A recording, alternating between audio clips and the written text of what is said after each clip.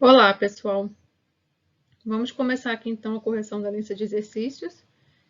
Eu espero que ao longo da correção vocês entendam melhor o conteúdo, mas é imprescindível que vocês leiam algum material. Vocês podem ler os livros que a gente tem na biblioteca ou pesquisar em outros sites da internet, o que for mais conveniente. Se necessitarem da minha curadoria de algum material, podem chamar, não tem problema, tá? Vamos seguir aqui então. Questão de número 1. A respeito do efeito de eventos sobre a curva de demanda agregada, que relaciona os preços com o PIB real de uma economia, assinale a afirmativa incorreta. Bom, ela quer primeiro saber a afirmativa incorreta, né? Então, vamos ter 4 verdadeiras e uma falsa. E a curva que a gente está falando é a curva de demanda agregada, que relaciona os preços com o PIB. A curva de demanda agregada, ela tem o formato da curva de demanda, é um formato descendente, ou preço e produto são inversamente relacionados, né? Então, letra A. A expectativa de aumento da receita devido a uma produção de petróleo nos próximos anos implica um deslocamento da curva de demanda agregada para a direita, certo? Né? Tudo que aumenta a demanda, aumenta o produto, é um deslocamento da curva de demanda para a direita. Lembre-se que a referência é o produto aqui, né? A qualquer preço, o produto vai estar maior. Letra B. A queda vertiginosa no valor dos imóveis desloca a curva de demanda agregada para a esquerda. Isso aqui é uma coisa que diminui o produto, né? Então, independente do preço, realmente a curva de demanda vai se deslocar à esquerda, porque aumenta para a direita e diminui para a esquerda, né? C. As políticas fiscais afetam a demanda agregada diretamente por meio das compras governamentais e indiretamente devido às mudanças nos tributos nas transferências governamentais. Foi o que eu falei para vocês, né? Quando o governo entra na conta do PIB, que é ou demanda agregada, que é C mais I mais G. Esse G aqui é o gasto governamental. E o gasto governamental ele entra como positivo, só que ele também é financiado pelos tributos, e os tributos entram como negativo, né? Entra com menos T. O tributo sai aqui do consumo, né? Porque a nossa renda, na verdade, é a nossa renda disponível, que é a renda menos os tributos. Então, esse menos T entra na conta aí. Então, as políticas fiscais afetam a demanda agregada diretamente por meio das compras governamentais e indiretamente devido às mudanças nos tributos nas transferências governamentais. Então, indiretamente, porque esse tributo entra aqui dentro do produto, que é a nossa renda disponível, que está dentro do nosso consumo. Então, está verdadeiro. E letra D, a política monetária afeta indiretamente a demanda agregada por meio das mudanças nas taxas de juros. Quando a gente viu lá o finalzinho do modelo ISLM, a gente viu que as políticas fiscais e monetárias podem afetar o produto ou a demanda agregada, certo? E letra E, a expectativa de um mercado de trabalho fraco no próximo ano implica um deslocamento da curva de demanda agregada para a direita. Na verdade, aqui seria o contrário, né? Se o mercado de trabalho está fraco, então a tendência é a demanda agregada diminuir, que seria um deslocamento para a esquerda. Então, a resposta aqui, letra E. A inflação no país B está acelerando. Caso esse país queira reduzi-la sem ter grande impacto no produto, a combinação de políticas adotadas deve ser... Bom, aqui a gente vai usar o modelo ISLM para saber que políticas o governo pode combinar para fazer o seguinte movimento. Aqui é a taxa de juros, aqui está o produto, aqui curva LM, que é o equilíbrio no mercado monetário, aqui é a curva IS, que é o equilíbrio no mercado de bens. Ele está falando que a inflação no país B está acelerando. E aí a gente quer reduzir a inflação mantendo o produto constante. Então, a gente tem aqui esse nível de produto. Eu vou chamar de produto estrela. E a gente quer alterar a taxa de juros, mantendo esse produto aqui constante. Então, a gente vai ter que provocar um movimento aqui para baixo desse ponto de equilíbrio. Ele só pode variar no sentido vertical, ele não pode caminhar no sentido horizontal, porque senão a gente vai sair desse produto aqui, que é o produto determinado, certo? Que políticas a gente pode fazer? Bom, se a inflação está crescendo muito e a gente quer segurar a inflação, a gente vai ter que reduzir a quantidade de moeda que tem nesse sistema e, por consequência, fazer uma política monetária contracionista. Então, alguma coisa que puxe a LM para a esquerda. A política monetária contracionista, que traz a LM mais para a esquerda, levaria o ponto de equilíbrio para cá.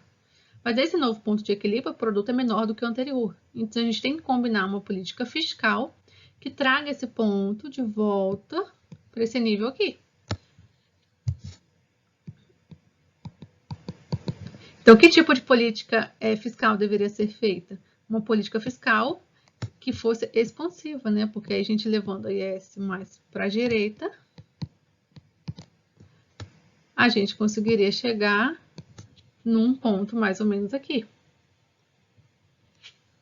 Então, quando a gente combina uma política monetária contracionista com uma política fiscal expansionista, a gente tem um movimento da taxa de juros, mas não tem um movimento do produto. Toda vez que a gente quiser criar uma alteração que mantém o produto no mesmo nível, a gente tem que ter duas políticas que são contrárias uma à outra. Então, as únicas alternativas possíveis aqui seriam alternativas que põem elas contrárias. Então, política monetária e fiscal contracionista, no mesmo sentido, está errado. Política monetária e fiscal expansionista, no mesmo sentido, está errado. Política monetária contracionista e fiscal expansionista vai ser a nossa resposta. A de baixo, política monetária expansionista e fiscal contracionista não faz sentido, porque a política monetária expansionista geraria aumento da inflação. E letra E, somente a política fiscal contracionista também não manteria o produto na mesma constante que estava antes. Ia variar o produto aqui e não ia resolver o nosso problema. Então, a resposta é letra C. 3. Uma crise financeira e econômica nos Estados Unidos, que se espalha pelo mundo, reduz a demanda externa pelos produtos e serviços brasileiros e também diminui a entrada líquida de capital financeiro externo ou mesmo provoca a saída líquida de capitais. Em consequência, se não houver nenhuma política compensatória pelo governo brasileiro, a curto prazo tende a acontecer. Bom, é o seguinte, se tem menos dólares disponíveis no mercado brasileiro, porque houve fuga de capitais e menos transações de estrangeiros no Brasil, então existe menor oferta de dólares no Brasil. Imaginem que a oferta e demanda de moeda se encaixa perfeitamente no nosso modelo de oferta e demanda. Então, aqui está o preço da moeda e aqui está a quantidade de moeda. Aqui oferta e aqui demanda. Se diminui a oferta de dólares, o que acontece é uma pressão para o seu aumento de preço. Toda vez que a moeda estrangeira está mais cara, isso significa que a nossa moeda compra menos em relação a essa moeda estrangeira. Isso é a mesma coisa que eu dizer, numa situação de câmbio flutuante, que houve uma desvalorização da nossa moeda. Então, nesse caso, tende a acontecer, letra A, uma desvalorização do real em relação ao dólar, caso o regime cambial brasileiro seja de câmbio flutuante, que é a nossa resposta. Se o regime for de câmbio fixo, o Banco Central ele tem que atuar, né, para manter esse preço constante. Então, a oferta diminui, mas aí o Banco Central deveria dar um jeito dessa oferta aumentar e o ponto continuar onde estava. Letra B. Não, todas as outras letras estão erradas, né? Não há valorização, há desvalorização. Não há valorização das ações das empresas brasileiras, pelo contrário. Há redução do nosso produto, porque uma parte do nosso mercado consumidor foi embora. E provocará certamente uma queda no resultado do balanço de pagamentos. Número 4. Considere que as exportações brasileiras dependem da taxa de câmbio real, calculada a partir da relação entre o real e o dólar e considerando as taxas de inflação no Brasil e nos Estados Unidos da América. É então correto afirmar que a inflação americana tende a desestimular as exportações brasileiras. B. Tudo mais constante, a inflação brasileira tende a estimular as exportações brasileiras. C. Tudo mais constante, uma desvalorização do dólar frente ao real tende a estimular as exportações brasileiras. D. Tudo mais constante, uma desvalorização do real frente ao dólar tende a desestimular as exportações brasileiras. E E. Tudo mais constante, a inflação americana tende a estimular as exportações brasileiras. Bom, aqui tem dois itens que estão falando a mesma coisa, só que é o contrário, né? O item B e o item E.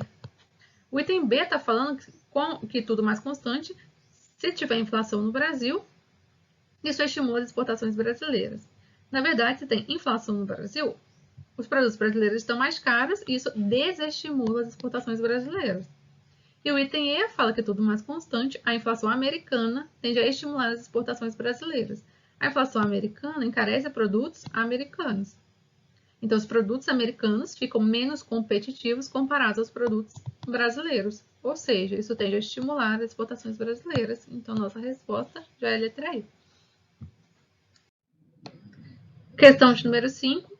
Em uma economia com livre mobilidade de capitais e câmbio flutuante, uma política monetária expansionista levará à desvalorização cambial dessa economia, porém com redução da renda nacional. Vamos ver aqui o que acontece. Vamos ao modelo ISLM. Aqui estão as taxas de juros. Aqui está a nossa demanda agregada ou PIB. Temos a LM apontando para cima e a IS apontando para baixo.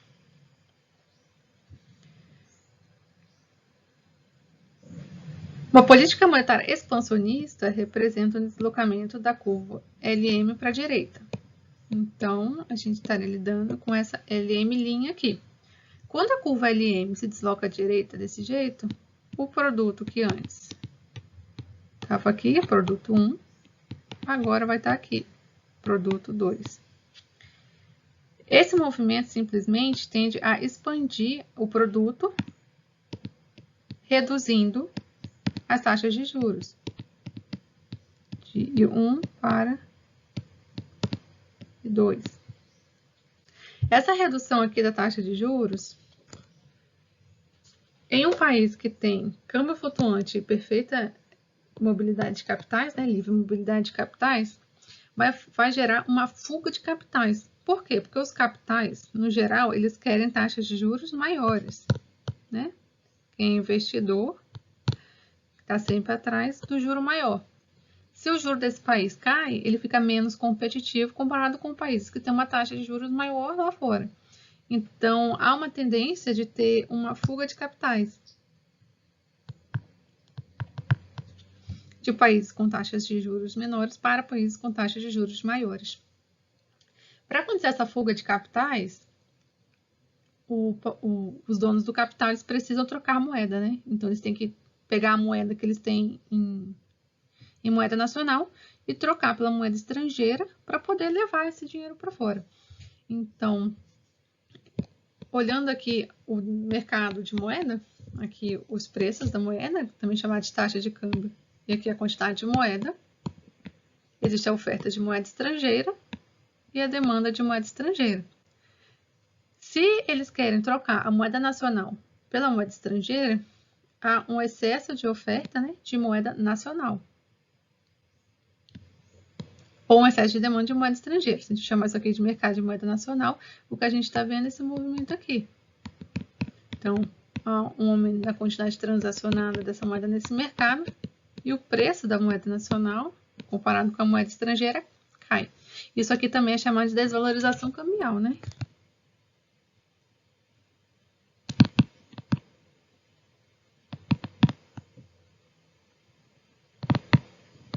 Que só pode acontecer porque ele colocou que a mobilidade de capitais é livre e que o câmbio é flutuante. Se há uma desvalorização cambial desse jeito, os nossos produtos de exportação ficam mais competitivos no exterior, porque agora a moeda estrangeira compra mais coisas em moeda nacional do que comprava antes. Isso leva a uma pressão da nossa demanda, né? Demanda de produtos exportados, demanda de produtos exportados. Então, a gente pode supor que há um deslocamento da curva IS para a direita. E agora, olhando esse ponto aqui, onde a curva IS nova, IS linha, que está em verde, cruza com a curva LM nova, que é a LM linha que está em azul, a gente vê que, na verdade, a tendência final desse modelo aqui não é apenas a passagem do produto de 1 para 2, é a passagem do produto de 1 para 3. Então, com certeza o produto vai aumentar, apesar da gente não saber ainda, né, se a taxa de juros vai voltar ao seu nível inicial ou não. A única coisa que a gente sabe com certeza é que o produto, ele aumenta. E aí no item ele fala que vai ter redução da renda nacional. Na verdade, o que a gente viu é que vai ter certamente um aumento da renda nacional. Então, a questão é errada.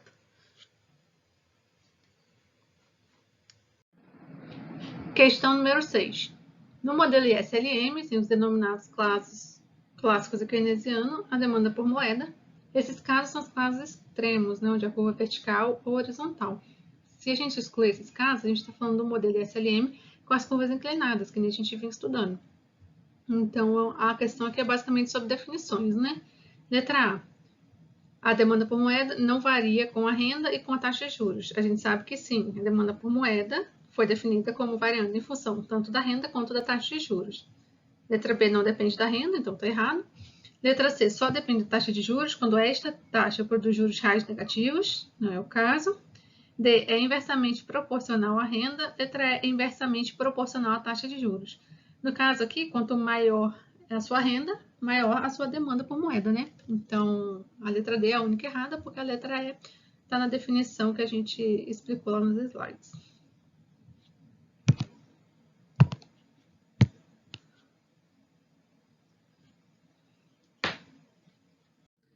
Questão 7. Considera o modelo de oferta e demanda agregada. Supondo a curva de oferta agregada positivamente inclinada e a curva de demanda agregada derivada do modelo ISLM, é correto afirmar que a. Um aumento dos gastos do governo eleva o produto, deixando inalterado o nível geral de preços. Bom, vamos colocar aqui o modelo ISLM.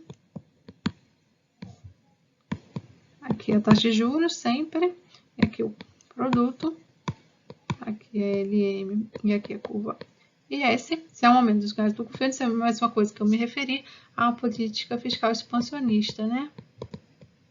Então, no caso de uma política fiscal expansionista, a gente tem um deslocamento do produto da esquerda para a direita e um deslocamento da taxa de juros de baixo para cima. Ou seja, há um aumento do produto e um aumento da taxa de juros. Então, há sim, de fato, um aumento do produto, mas a taxa de juros, como se move, isso também representa uma alteração no nível geral de preços, porque a taxa de juros e o nível geral de preços está associado, né? Então, esse item está errado. Letra B. Uma elevação na oferta monetária só resulta em alterações no nível geral de preços. Bom, se eu tenho aqui o modelo ISLM, é uma alteração da oferta monetária, uma elevação dessa oferta desloca a LM à direita, porque é uma política monetária expansionista.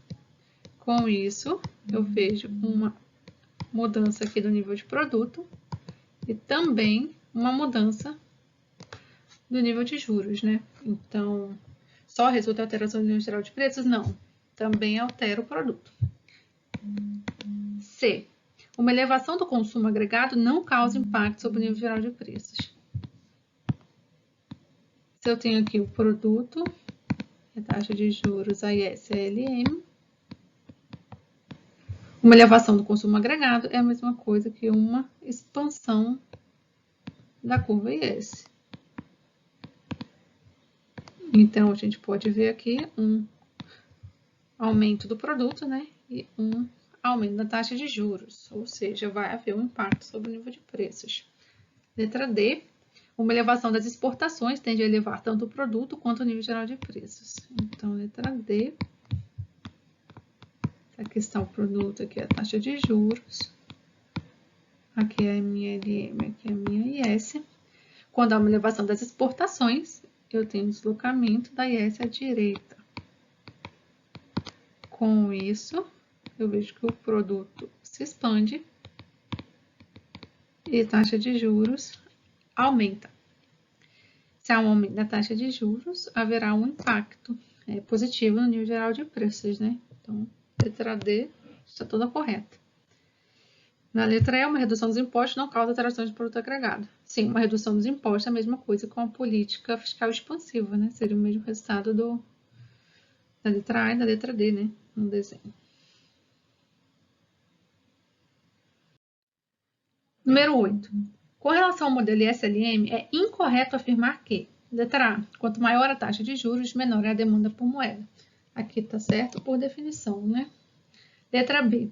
Na ausência dos casos clássicos da armadilha da liquidez, uma política fiscal expansionista leva a taxa de juros. Então, na letra B, nós podemos ver aqui, sem os casos extremos, né? Modelo LS com as curvas inclinadas. Uma política fiscal expansionista é que vai deslocar a IS à direita. E aqui a gente vê uma expansão do produto.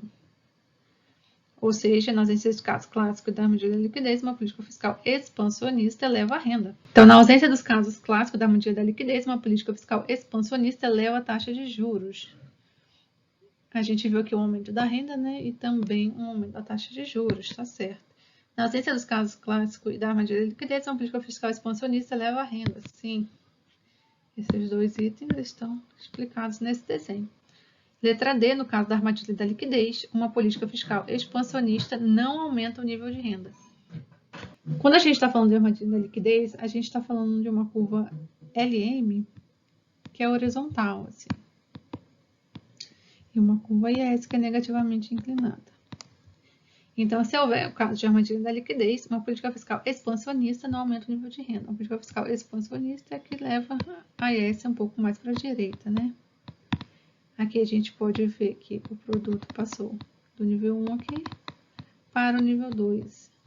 Então, houve sim um aumento da renda. Essa, então, é a alternativa incorreta. E letra E, quanto maior a renda, maior a demanda por moeda, assim por definição, né? Questão 9. Modificações no consumo autônomo, devido a mudanças no estado de confiança dos consumidores, podem levar a deslocamentos da curva IS. Quando eu estava explicando para vocês sobre o que causa o deslocamento da IS, eu coloquei para vocês a fórmula da IS, né? Que é o multiplicador 1 sobre 1 menos C, que multiplica 1 menos T, que multiplica C mais I mais G. Essa parte aqui era chamada de multiplicador. E toda variação nessas variáveis aqui que formam o multiplicador são alterações que alteram a inclinação da curva. Ou a sensibilidade.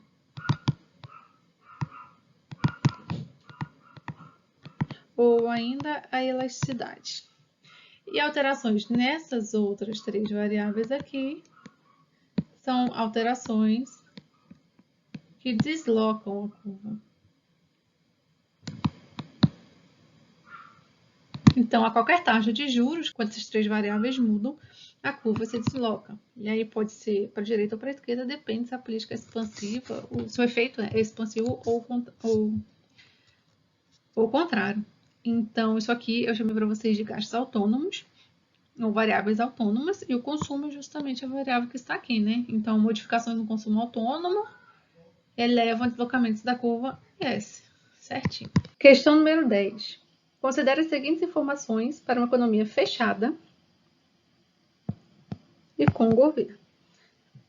Se a economia é fechada, pessoal, não tem nem exportações e nem importações, né? Não vão aparecer na conta. O produto é igual a 1.200, o consumo é 100 mais 0,7 vezes a renda, o investimento é 200, onde Y é o produto, C é o consumo e o investimento. Com base nessas informações, pode-se afirmar que, considerando o modelo keynesiano simplificado, para que a autoridade econômica consiga um aumento de 10% no produto agregado, os gastos do governo terão que sofrer um aumento de... E aí, pergunta a resposta, né? Então, para resolver isso aqui, a gente usa a equação mais básica de todas, que é o produto é igual a C mais I mais G.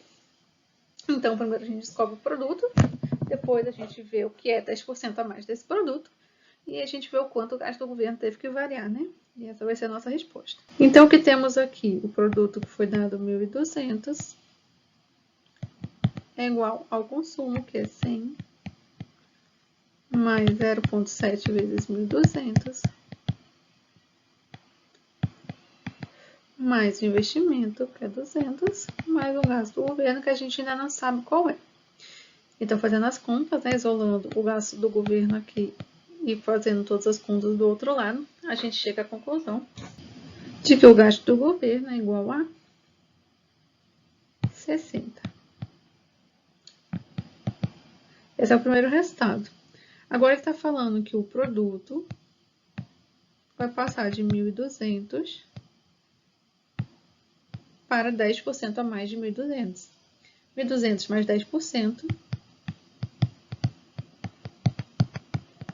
vai ser igual a 1.200 vezes 1,1, que me dá um total de 1.320. Agora eu consigo refazer a minha conta. Então, 1.320, que é o meu novo produto, 10% maior que o anterior, é igual ao consumo, que é 100 mais 0,7 vezes 1.320, mais o investimento, que não mudou, mais o gasto do governo, que eu ainda não sei qual é. Isolando o gasto do governo aqui, passando todos os números para o outro lado, eu chego à conclusão de que o gasto do governo agora é no valor de 96. Então, o primeiro dado era que o gasto do governo era 60, para me gerar um produto de 1.200. E agora, com o gasto do governo 96, isso me gera um produto de 1.320. A pergunta dele é qual é o aumento do gasto do governo, o aumento percentual. Então, passou de 60 para 96. Então, se 60 era 100%, 96 é x%. Multiplicando o cruzado aqui, eu chego num resultado de que a porcentagem é igual a 60%. Que me dá como resultado letra A.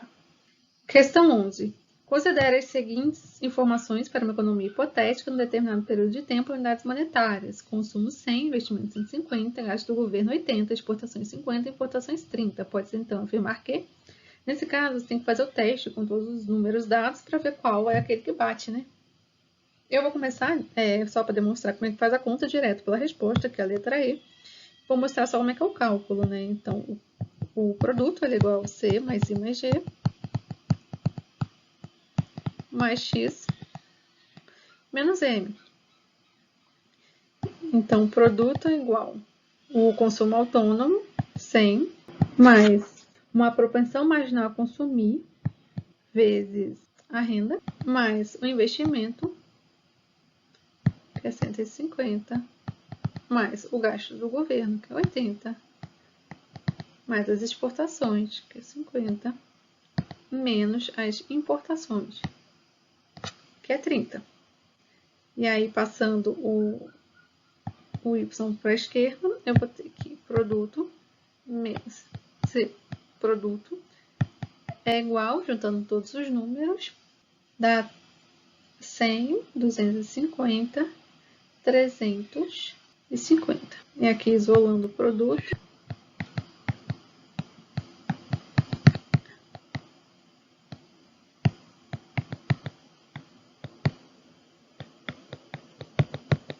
a propensão marginal a consumir, ela é o que sobra da propensão marginal a poupar. Então, se a propensão marginal a poupar é 0,2, a propensão marginal a consumir aqui é 0,8, porque 100% do seu dinheiro você gasta em consumo e em poupança, né? Se 20% está gasto em poupança, é guardado, né? Na verdade, em poupança, então 80% é o que você está consumindo, né?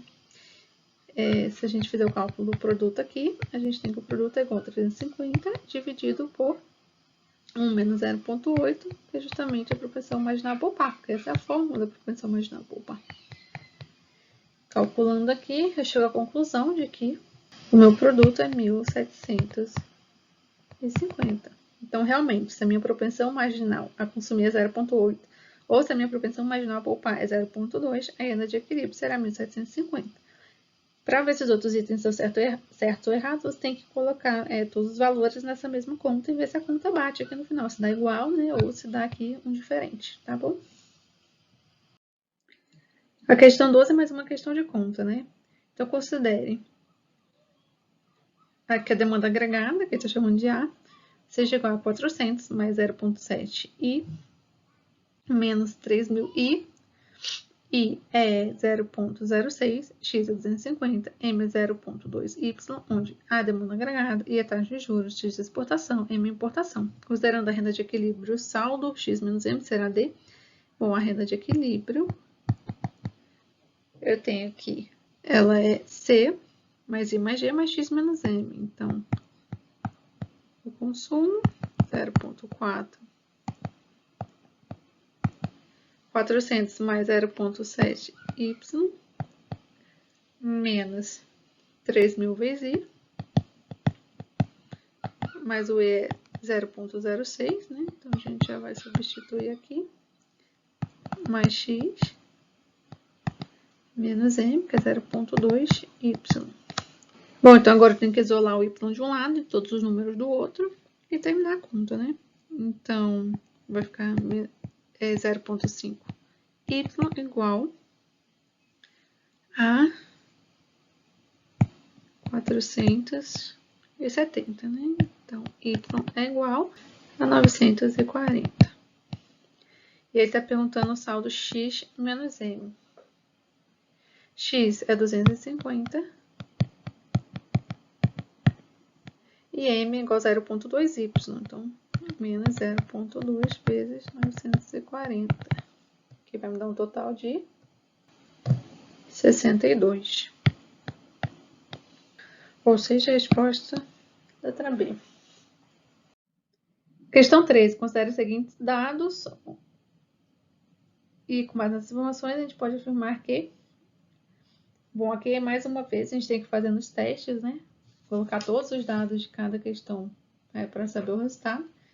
E eu vou fazer direto com o item que eu já sei a resposta. E que é a letra A, mas todos você faz da mesma forma, né? Apenas substituindo o valor que está aí. Então, considere os seguintes dados, e aí qual o aumento da propensão marginal a consumir, que resulta em qual aumento da renda de equilíbrio, né? Como é que a gente faz? O produto é igual a C, 50, mais 0,75y, mais I, que é 200, mais G, que é 50, mais X, que é 70, menos M, que é 20.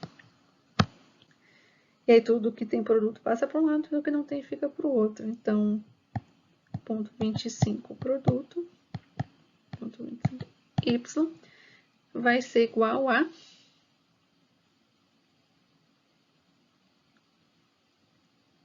350, né? Então, o produto é igual a 350 dividido por ponto 25. É a mesma coisa, 350 vezes 4. Me dá um total de 1.400.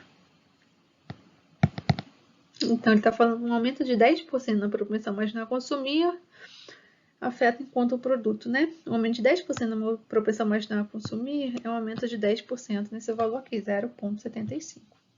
Um aumento de 10% em 0,75 é igual a 0,75 vezes 1,1. Ou seja, a propensão marginal a consumir vira 0,825. Agora eu refaço essa conta substituindo esse valor no lugar da propensão marginal a consumir. Então, o produto vai ser igual a 50 mais 0,825 produto, mais 200, mais 50, mais 70, menos 20. E aí, tudo que tem produto passa para um lado, tudo que não tem passa para o outro. Vai ficar 0,175 produto é igual a 350, o que vai me dar um produto final de 350 dividido por 0,175 e é um produto de 2.000. Só que ele quer saber quantos por cento vai aumentar a renda de equilíbrio. Então, de 1.400 para 2.000 é um aumento de quantos por cento? Então, 1.400 era 100% e agora 2.000 é quantos por cento? Fazendo esse cálculo, eu chego à conclusão de que x é 142,857 ou que aumentou aproximadamente 42,86%, que é o que está escrito aqui, né? 42,86%. Na questão 14, pessoal, vou precisar de um conceito de cálculo que eu acho que vocês não têm mais. Então, vamos excluir ela da nossa lista, tá? E é isso. Bom, obrigada.